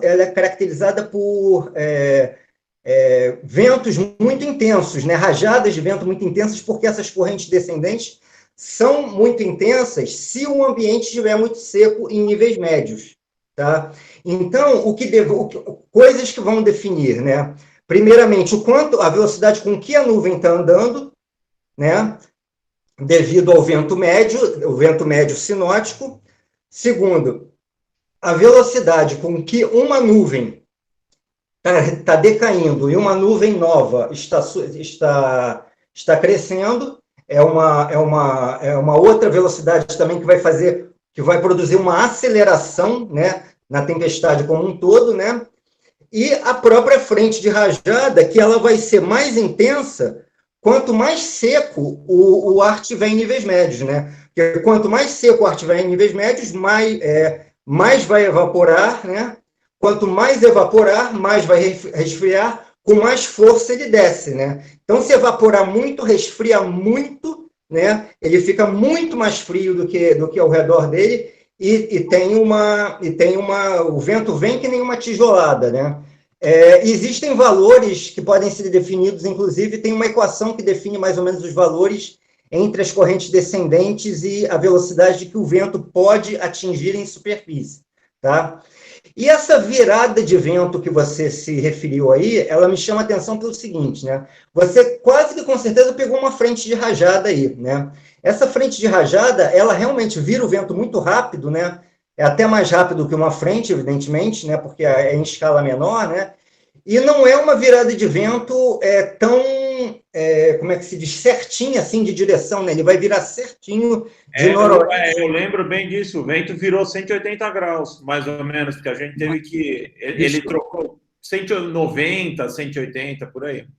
Sim, ele vira muito rápido e ele depois fica até variando, porque enquanto a frente de rajada estiver ali, as perturbações de vento variam muito por causa das rajadas, né? Porque as rajadas mudam de direção muito rapidamente. O Mauro, você estava no meio do canal ou numa das extremidades? Pô, estava no meio do canal, a gente estava montando uma... A gente estava montando a gente estava de contravento e virou para popa. Deixa eu só contar uma curiosidade. A minha dissertação de mestrado foi no canal de São Sebastião, né? Enfim, eu estava olhando para o oceano, não para a atmosfera, evidentemente, aqui. Mas eu, vendo alguns trabalhos na região, de fato, o pessoal comenta, tá? Um efeito orográfico local, realmente, de afunilamento do vento na região. E isso, eu sei que na dinâmica do oceano, das correntes isso pode acontecer também, afunilamento. Eu, inclusive, como o canal de São Sebastião tinham muitas medições, ainda tem, né, medições oceanográficas, até por conta do saudoso professor Belmiro Castro, né, que fazia muitos levantamentos ali na região, eu podia validar o meu modelo de circulação marinha, que era forçado pelo vento em superfície, essencialmente, na grade local, e eu consegui chegar a valores de corrente marinha próximo ao que era observada, quando eu simulei, de uma maneira sintética, né, esse efeito de afunilamento do vento. Basicamente, eu botei uma função lá que acelerava o vento no centro do canal de São Sebastião. Então, eu acho que esse efeito local ali do vento, ele, pela orografia, eu acho que ele pode ser que ele realmente tenha uma influência ali. Agora que você falou, Luiz Paulo, eu fiquei pensando aqui, a gente já tem a frente de rajada, né, vindo. Se essa frente de rajada ainda for afunilada, aí que a coisa vai ficar feia mesmo, né? Porque... E afunilada dos dois lados, né? Porque a gente... Os dois lados. A terra do mar e a topografia ali de Ilhabela, né? Sim, tem um pico ali de Ilhabela, não sei como, grandão ali. Eu me lembrei da minha dissertação, que era exatamente isso. Aliás, não fui só eu, o Ivan, o outro oceanógrafo, que veio antes de mim, também teve que fazer alguma coisa nesse sentido também, para poder chegar. Bacana. Eu posso mostrar aqui rapidinho, porque faz parte da pergunta do Mauro, isso aqui, ó, radar do Sumaré, aqui, ó, a gente tem essa tempestade aqui, ainda estava chegando na Baixada, né? Prestem atenção, dê atenção para essa localização aqui, para o que vai acontecer com essa tempestade, tá? O que o radar está vendo, tá? A tempestade vem andando, tá? Ela vem se deslocando, né? Vem se deslocando. Sim. Olha, ela vai começar a decair e aparecer uma nova aqui na frente. Isso aqui é o mecanismo do redevelopment. A corrente descendente dessa tempestade vai começar a formar nova daqui da frente. Olha como é que uma decai e outra forma. É o momento da mudança do eixo de referência da tempestade. E essa tempestade aqui está em decaimento. E vai surgir uma nova linha de tempestades aqui na frente, né, que vem do decaimento da traseira. Né? A traseira já está ficando com cores menos intensas e a dianteira formou já mais adiante. Então, isso aqui exemplifica essa aceleração que eu falei que a tempestade sofre em relação ao vento que carrega as nuvens, né? Ela vem andando, ela vem se deslocando, de repente começa a decair e forma outra na frente. É a mesma tempestade, uma decaiu, uma outra formou, devido a correntes descendentes e convergência ao longo da frente de rajada, né? Quer dizer, a gente está vendo um mecanismo aí no Rio de Janeiro mesmo, né? Não é tão fácil a gente ver isso no Rio, não, mas a gente está vendo aí no Rio mesmo. Wallace, deixa eu puxar a sardinha aqui pro nosso lado aqui mais do mar aí. E o impacto que você imagina que, por exemplo, se a gente tiver uma temperatura da água da Baía de Guanabara ali mais aquecida, dependendo da época do ano, né? É uma fonte de umidade também, né, para a atmosfera. Como é que você consideraria, deve ser considerada essa fonte para esse tipo de sistema, ou não? Ele é gerado, a gênese dele é do lado, é bem distante da Bahia, não sofre influência dessa água mais aquecida da Bahia? Bom, tá, entendi a tua pergunta. Bom, vamos lá. Por partes, isso aí é o seguinte, sim, a temperatura da superfície do mar, se ela estiver mais quente, ela vai ajudar, sim, o sistema chegando no oceano, tá? Mas a maioria desses sistemas, eles acabam formando no continente pelo seguinte, né? Por causa justamente das forçantes. Você tem muito mais forçante no continente do que no oceano. certo? Porque por causa principalmente do relevo, né, das diferenças de temperatura, né? No oceano é tudo muito mais uniforme, né, do que no continente. No continente, os gradientes são muito mais intensos entre as variáveis, né? Então, elas ocorrem com mais frequência na região do continente. Mas pode se formar no oceano, até porque forçantes como frentes frias, né, elas também ajudam a formar esse tipo de sistema, né? A rampa da frente funciona como forçante e forma. E se realmente você tem uma temperatura da superfície do mar ajudando ali, né, no calor e umidade por baixo, você vai produzir instabilidade termodinâmica mais intensa, né? E pode produzir realmente um incremento desse sistema, um maior vigor da convecção, pode sim, com certeza. Bom, deixa eu ver se alguém... Vem cá, pessoal, estou convidando aqui todos a perguntarem. Aqui, por enquanto, está todo mundo acanhado. Muitos elogios da sua palestra, mas ninguém faz pergunta. Estou sentindo falta. Mas vamos lá. Eu tinha mais na verdade, uma colocação, uma curiosidade. Você começou a sua palestra, né, até mostrando um exemplo extremamente didático, né, nos Estados Unidos e tal. E aí eu queria saber se se você também tem exemplos extremamente didáticos aqui no Brasil, que a gente possa utilizar para exemplificar todas as variáveis ali que você apresentou, né, que indicam o desenvolvimento. No Brasil, no Rio Grande do Sul, a gente consegue algumas coisas bem didáticas, sim. No Rio Grande do Sul. Seria uma coisa que eu mostraria na segunda parte. Isso aqui seria uma linha de estabilidade com uma coisa que a gente chama de bow echo, né? A eco em arco. Normalmente, quando você tem essa questão do eco em arco aqui, né? Isso aqui é uma imagem para os Estados Unidos, tá? Quando você tem esse eco em arco, é uma região de ventos muito fortes, tá? Mas isso... E para o Brasil, eu te mostro essa aqui. Olha só, parece até a mesma, né? Rio Grande do Sul. Aqui o eco em arco aqui acontecendo no Rio Grande do Sul, que foi uma tempestade extremamente forte que aconteceu em 2011 no Rio Grande do Sul, uma linha de estabilidade muito robusta, né? Que ela varreu o Rio Grande do Sul inteiro, né? O sul do Rio Grande do Sul. Ela veio desde essa porção aqui, né, até aqui. Quando ela chegou nessa porção sul do Rio Grande do Sul, ela ainda formou esse efeito em arco. Tem várias coisas que a gente consegue exemplificar assim, mas é mais fácil você conseguir no sul do Brasil, né? Por quê? Porque no sul do Brasil tem mais cisalhamento do vento, né? Porque é a entrada de frente fria, né? Sim, também. Ela funciona como um forçante, claro, também. E a questão da infraestrutura observacional, isso compromete também? Quer dizer, claro que compromete, mas assim, para ver esses exemplos, assim, nesses sistemas?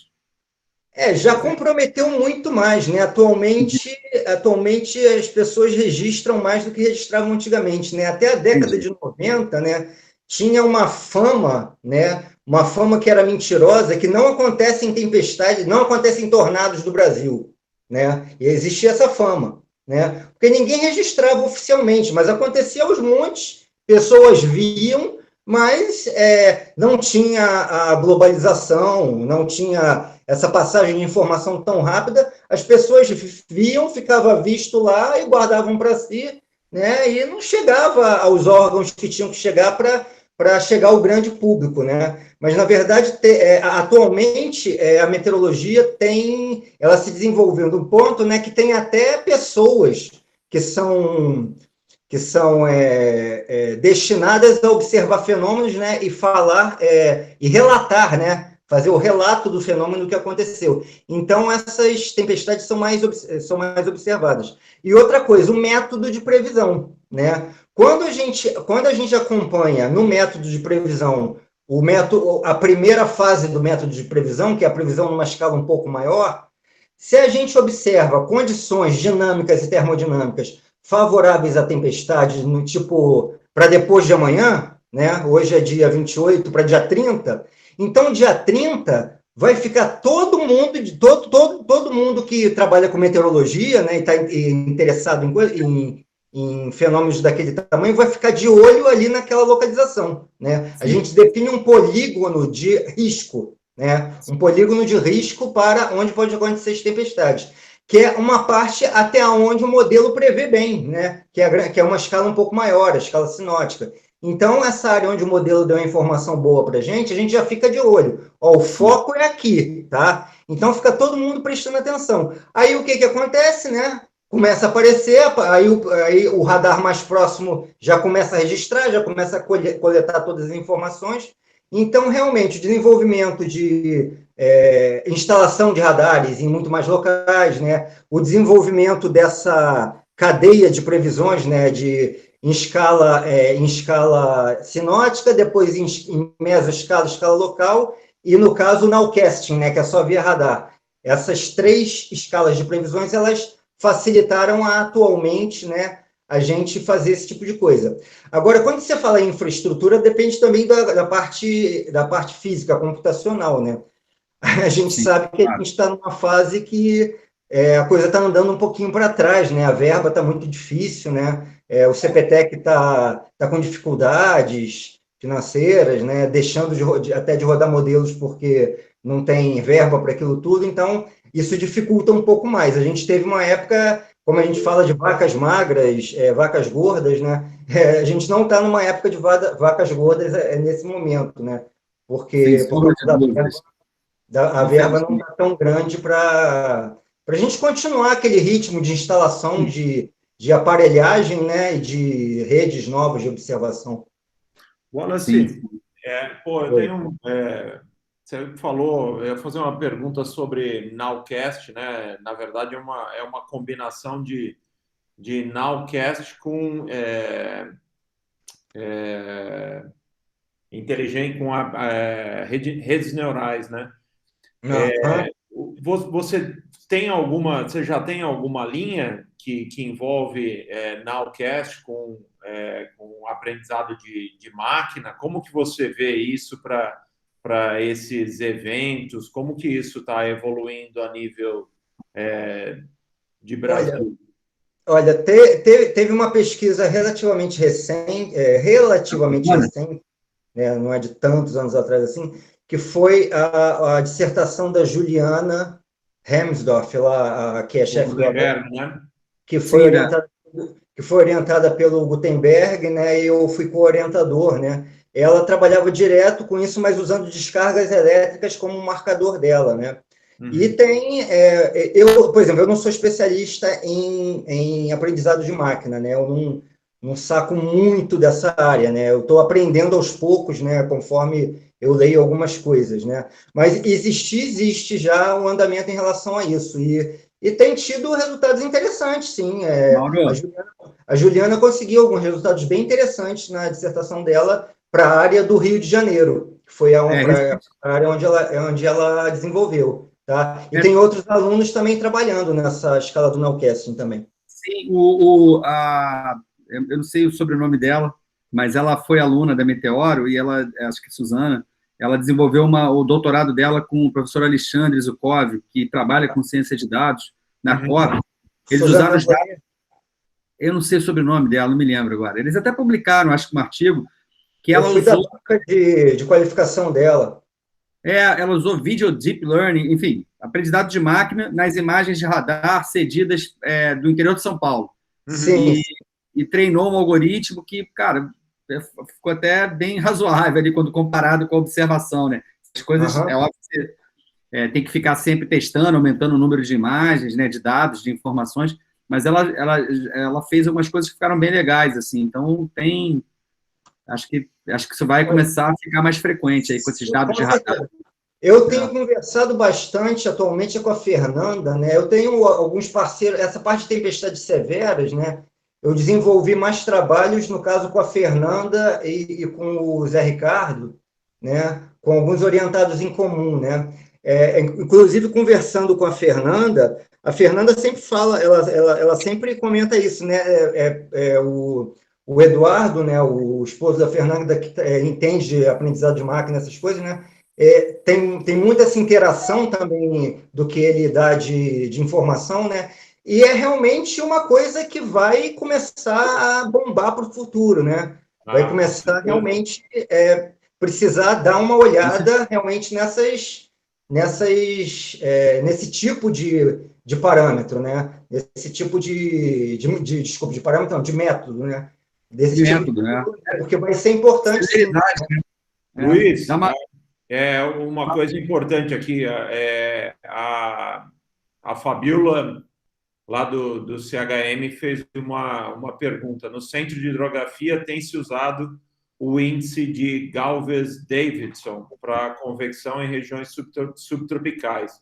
Você tem alguma avaliação com esse índice para tempestades severas? Tudo bom, Fabiola? Fabiola, estou doido para fazer um trabalho com esse índice. Já ouvi falar dele, mas ainda não fiz. Um dos meus próximos orientados vai olhar para ele, né? Eu tive algumas surpresas boas, como, por exemplo, a Raquel Franco, né, que foi orientada, no caso, a Raquel foi orientada a mim e da Fernanda. A Raquel Franco, ela correu atrás de algumas coisas, ela descobriu índices que nem eu conhecia, tipo o WMSI, que é específico para downbursts, esse tipo de coisa.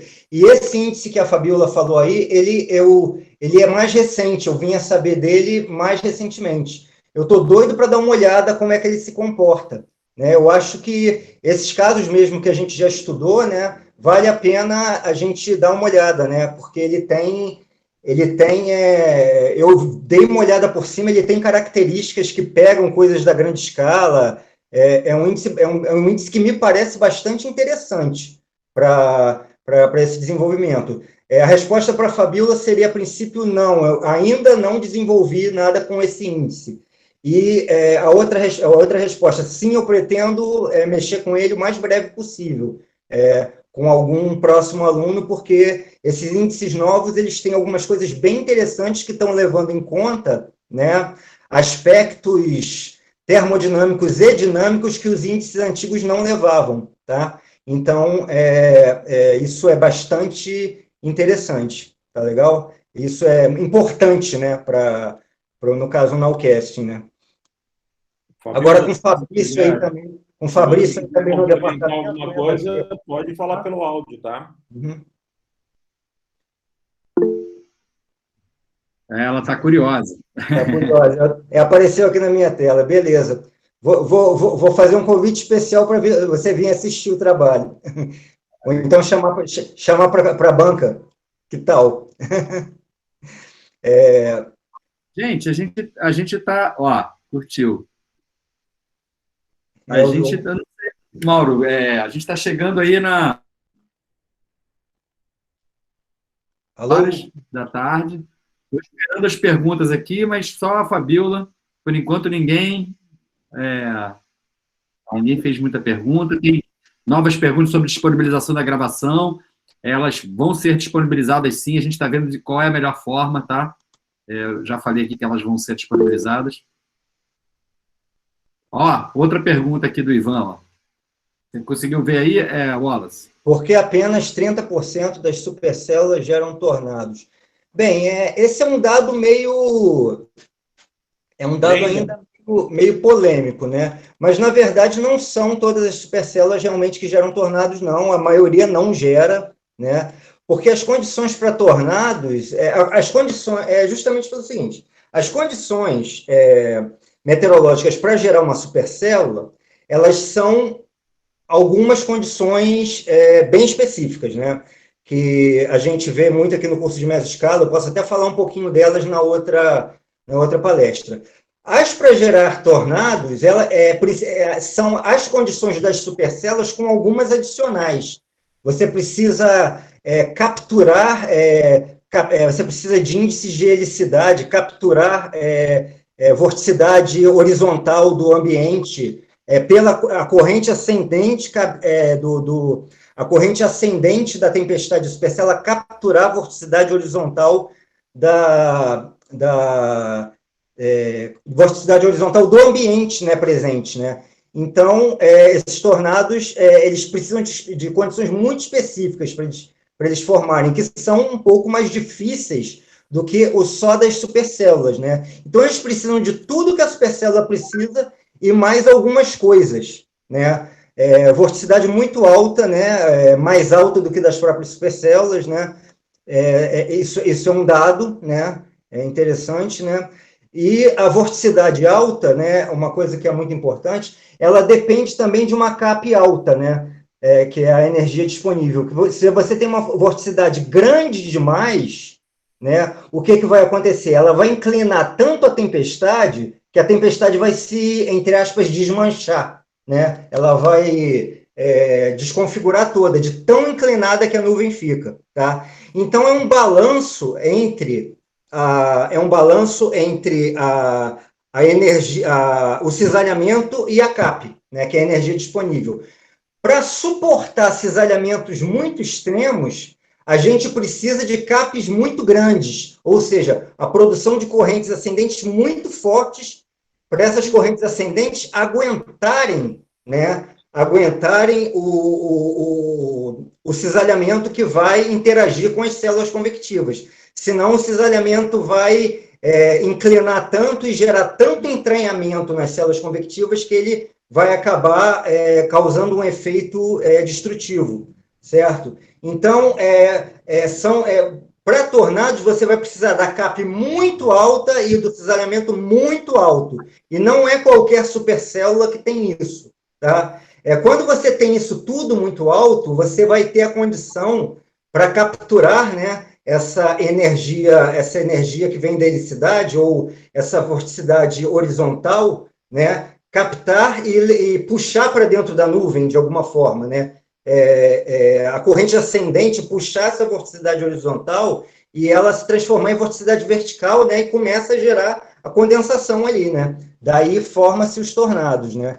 Então é porque as condições são mais restritivas mesmo. Seria essa a razão. Não sei se consegui responder a sua pergunta por aí ou você quer algo mais específico? Não deu tempo de ler tudo, peraí. Deixa eu botar aqui no chat.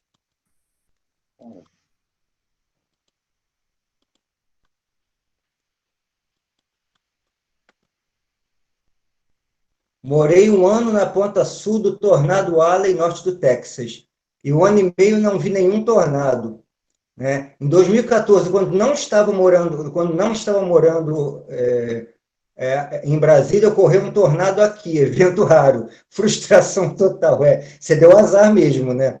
Você morou 1 ano inteiro no torneio do Alley, né? Informar, né?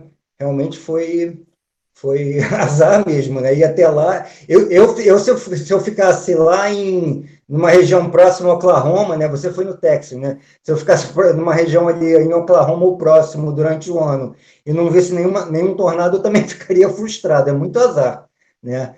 Porque pelo menos todo ano lá tem tornado, né? Mas provavelmente nessa área do Texas que você estava, ele não chegou a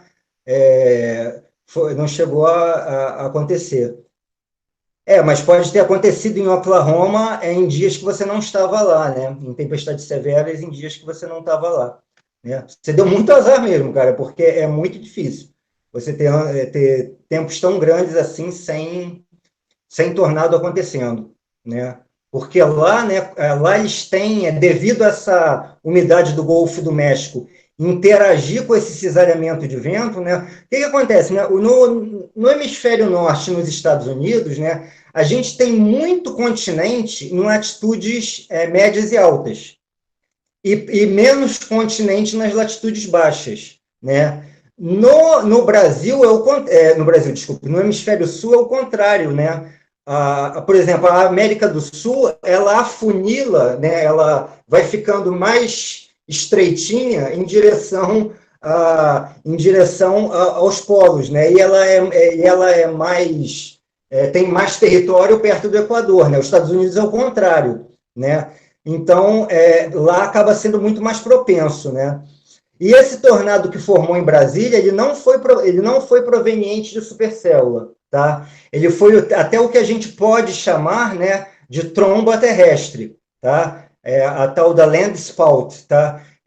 Seria uma tromba terrestre. Ele se forma devido a outro mecanismo físico. Ele não vem de uma supercélula, tá? Nem todo tornado vem de supercélula, tá?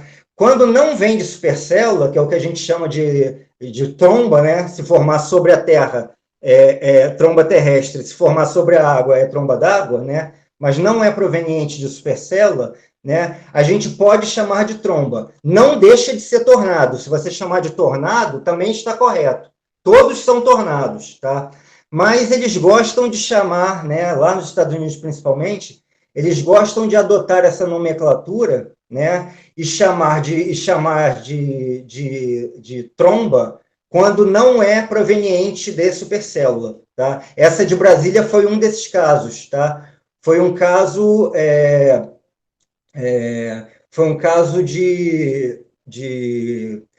como é que se diz, de Landspaut mesmo, né? Teve até um caso daquele do Ball Eco, né? Do Eco em Arco. Carol Mourão. Né?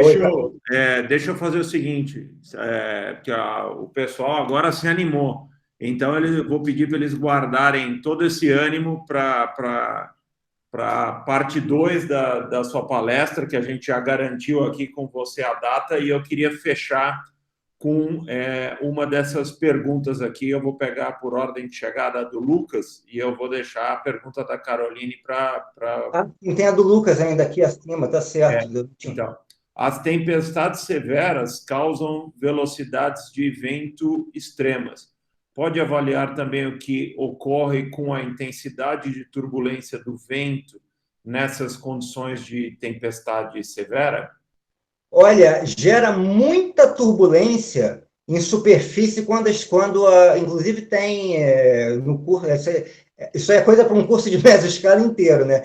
A gente vê, né, nisso quando a gente tem as correntes descendentes, né, das células convectivas, né, elas formam em superfície, né, quando aquele ar chega, né, elas formam turbilhões em escala convectiva que interagem com o cisalhamento do vento e ajudam a formação de novas tempestades, né? Então, é uma potência de turbulência muito grande, né? Sim, influencia sim na turbulência na turbulência do vento e inclusive pode essa turbulência ajudar também a tempestade a ter o tempo de vida mais longo, tá? Bacana. Tá? E a da Carol Mourão, dá para falar rapidinho aqui, Carol, prever vendavais com alguns dias de antecedência é possível do ponto de vista sinótico. Você delimita um polígono, né? Um polígono assim, tipo, entre Rio de Janeiro e Minas Gerais vai ter ventos fortes acontecendo nessa área, né, com condições sinóticas, né, que você viu em modelagem, alguma coisa. Mas você dizer em cima de que cidade certinho vai acontecer o vendaval, né? Aí você precisa do nowcasting, certo? Então, a tua pergunta tem duas respostas diferentes, né? Depende do detalhamento que você quer. Você pode prever o vendaval, mas você não pode dizer com exatidão o local onde ele vai acontecer, certo? Você pode dizer só que vai acontecer numa determinada área, tá? Mas você não tem como dizer o local certinho, né? Tipo a cidade onde vai acontecer. Isso precisa ser mais mais próximo mesmo. Beleza, Wallace. Poxa, mais uma vez, obrigado aí pela excelente palestra. Estamos todos ansiosos aí para a parte 2 da palestra. E com isso, eu queria fechar, então, a nossa Obrigado, Wallace. Eu agradeço a vocês aí para também dar a oportunidade aí de divulgar a minha área, né? Que pouca gente no departamento trabalha com essa área, né? Agora entrou o Fabrício, né? Fabrício também que vai ficar na mesma área, né? Legal. Os meus parceiros de pesquisa têm sido professores de áreas, né? Como a Fernanda de climatologia, o Zé Ricardo que é física de nuvens e climatologia também, né? Então, tem uma série de professores, o Gutenberg, que mexe com inteligência artificial, quer dizer, professores de outras áreas que têm sido parceiros para mim, né? Agora tem o Fabrício também aí para interagir com a gente também. Legal. Deixa eu fazer só um comunicado aqui, muito provavelmente, pessoal, já por uma ajuda super forte da professora Fernanda, a próxima palestra, professor Mauro, será feita via YouTube, canal do Departamento de Meteorologia no YouTube. Então, a gente acho que vai ser bem melhor, assim, o desenvolvimento, e a próxima palestra é só no dia 11 de agosto, mas certo. até lá a gente vai se programar, se preparar e divulgar com antecedência. Então, a sua próxima palestra, professor Wallace, será no YouTube já, a gente vai se encontrar aqui, mas vai ser transmitida no YouTube. Para quem está apresentando, não muda nada, né? Uhum. Não muda nada. Palestrante, para a gente, não vai mudar nada, só que vai ter uma pessoa da equipe da Fernanda para fazer o link com o YouTube e passar. Então, acho que vai ser bem legal, bem bacana. E mais uma vez, Wallace, muito obrigado. Viu como era importante a gente ter um tempo para discutir? Quantas perguntas aí fizeram? Teve bastante curiosidades aí, legal. Pois é. Bacana, legal. Muito obrigado, Wallace. Obrigado a vocês também, gente. Obrigado, Wallace, novamente. E fechamos por aqui, então. Vejo todo mundo no próximo seminário. Valeu, um abraço. Um abraço. Grande abraço aí para todo mundo, tá?